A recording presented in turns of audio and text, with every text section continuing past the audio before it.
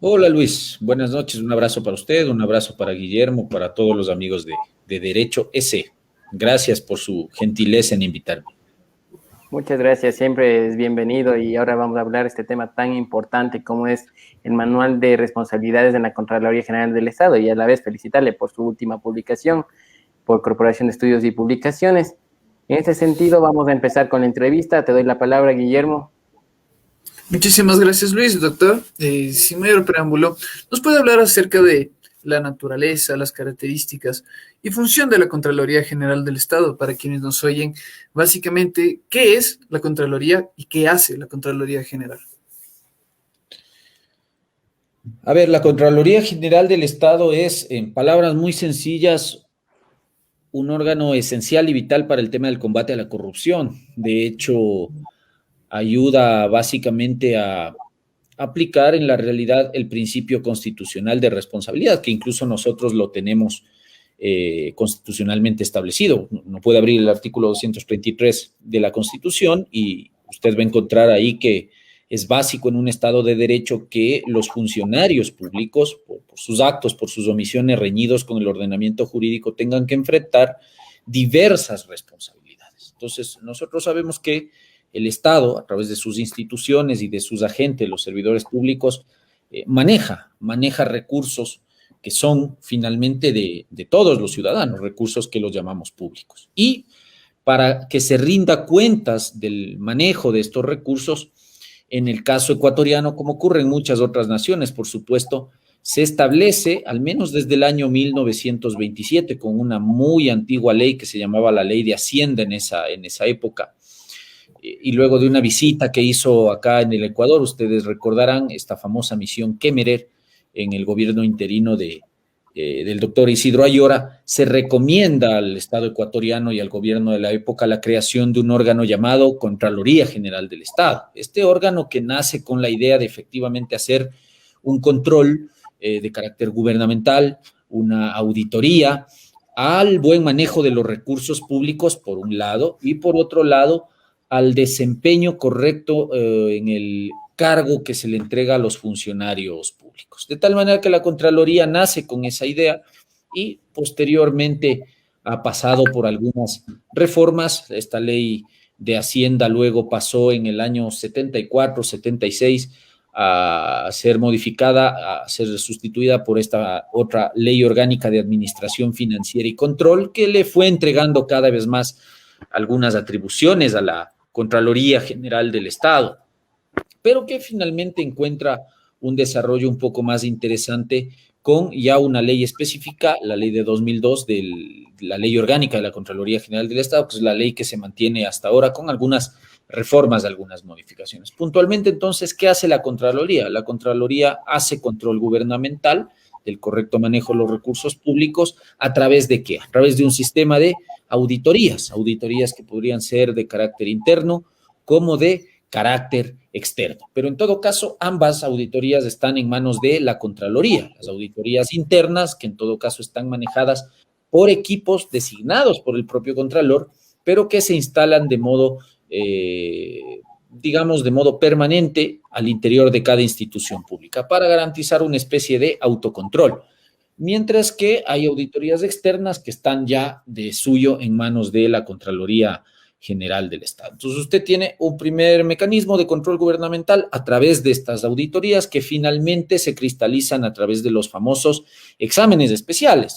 Muchas veces usted habrá escuchado este tema del inicio de los exámenes especiales y que al culminar el examen especial se elabora un informe. A base de este informe, entonces, varios órganos internos de la Contraloría General del Estado lo que hacen es predeterminar responsabilidades y ahí pasamos a la segunda gran misión constitucional de la Contraloría General del Estado, que es la de dirigir el sistema de establecimiento de responsabilidades. Unas que pueden ser de orden administrativo y otras que pueden ser de orden civil, las famosas glosas, que podrían ser por afectación o perjuicio económico al Estado, responsabilidades civiles, o glosas también emitidas a través de órdenes de reintegro, que es cuando el agente estatal ha provocado un pago indebido a quien no debía beneficiarse de un pago proveniente del uso de recursos públicos. Y también lo otro que es el establecimiento de indicios de responsabilidad penal, que si usted quiere luego comentamos, que ventajosamente ya ha sido corregido por una sentencia de la Corte Constitucional actual, que finalmente declaró inconstitucional, ustedes recordarán, este requisito de procedibilidad que estableció el 581 del Código Orgánico Integral Penal como condición previa al inicio de la acción penal a que exista el informe de Contraloría en materia de peculado y enriquecimiento ilícito. Afortunadamente, esa limitación inconstitucional que se hacía a las facultades de Fiscalía General del Estado fue corregido por la Corte, pero eso no quiere decir que Contraloría no puede determinar indicios de responsabilidad penal. Así que básicamente esa es la naturaleza de esta institución, es una institución de orden administrativo, ejerce, como yo suelo señalar, potestades de policía administrativa, es decir, de control de la regularidad del ordenamiento jurídico a través de estas competencias que de modo general les he comentado. Muchísimas gracias, doctor. Es interesante ver, usted dice la policía, ¿no? El gran auditor de la administración pública. Y bueno, con las preguntas que va a hacer Luis, vamos a ver la problemática actual. Contigo, amigo. Gracias, Guillermo. Estimado doctor, la situación se ha vuelto problemática en la Contraloría General del Estado y vemos que en los medios de comunicación y en diferentes escenarios se genera una crítica respecto al Contralor Celi, que está en este momento con prisión preventiva dentro del caso de Las Torres. ¿Nos podría hablar un poco más de la situación actual, cómo debería desarrollarse, qué es lo que se está haciendo mal y qué es lo que debería estar en esta institución de una manera ética y transparente, podríamos decirlo así? A ver, sí, naturalmente que lo que está pasando hoy con la Contraloría General del Estado, que yo le debo decir particularmente le tengo un aprecio personal por una situación. Mi madre fue funcionaria de esta institución durante varios años, muchos años. Afortunadamente ya está jubilada. Y claro que a quienes hemos crecido de cerca de algún modo viendo el manejo de esta institución, yo desde niño tengo muchos recuerdos de la institución, por lo tanto, de ahí viene mi apego y mi interés también por los temas que tienen que ver con la Contraloría.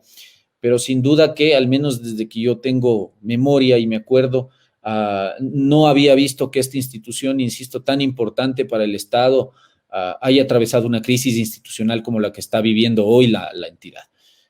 Incluso desde su creación en 1927, si usted revisa la historia, esto no ha ocurrido nunca, ni siquiera cuando antiguamente con el sistema constitucional anterior los contralores eran designados a base de ternas, en su momento designados por el Congreso Nacional a base de ternas remitidas por el presidente de la República, luego invirtiéndose el sistema de designación, donde era el presidente el que nombraba al contralor a base de ternas del Congreso. Precisamente ahí se produjo una suerte de crisis institucional tras la salida del contralor Borrero, Alfredo Corral Borrero.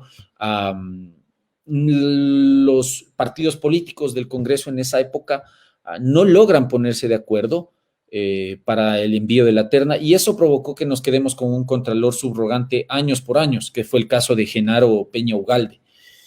Y luego de ese contralor, bueno, ya vino Carlos Polit, y actualmente estamos en esta crisis. ¿Cómo solucionar? Porque a la larga seguir, digamos, llorando sobre leche derramada no ayuda en nada. Cierto es que algunos hemos estado haciendo de algún modo algún tipo de comentario, de opinión, de análisis en estos días respecto a este tema, pero finalmente creo que ha llegado la hora de tratar de ver cómo se ayuda a solucionar la crisis de esta institución. Y ahí usted tiene básicamente dos tipos de crisis, dos tipos de solución. Usted tiene una solución que es a largo plazo, ¿ya? Y una solución que sería de inmediato, de inmediata notoriedad. La solución más larga, por supuesto, es, sin duda alguna, que la entidad dominadora, que es el Consejo de Participación Ciudadana y Control Social, inicie el proceso de selección de méritos y oposición para designar un nuevo contralor. El reemplazo, que no es el reemplazo de Pablo Celi, esto hay que aclarar, es el reemplazo de Carlos Polit. ¿Por qué estoy diciendo esto? Porque vamos a ir hacia atrás un poquito, al año 2017, más o menos por mayo. Usted recordará que la Asamblea Nacional en ese momento le inició un proceso de juicio político al excontralor Carlos Polit y llegó este juicio político a la censura y destitución.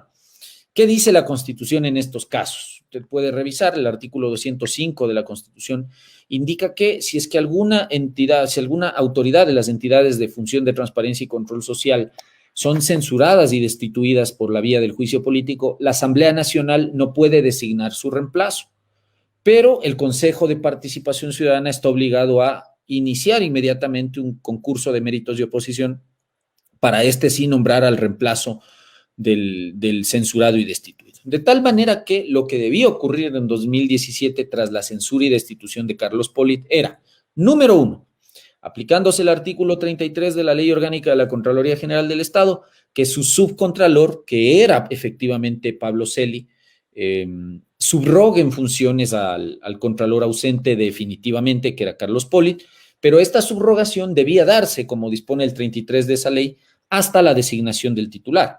¿Y cómo se designaba el titular? Aplicando el artículo 205 de la Constitución, es decir, mediante el concurso de méritos de oposición. Claro, ¿qué hizo el Consejo de Participación Ciudadana, este consejo correísta, llamémoslo así? Decidió no llamar a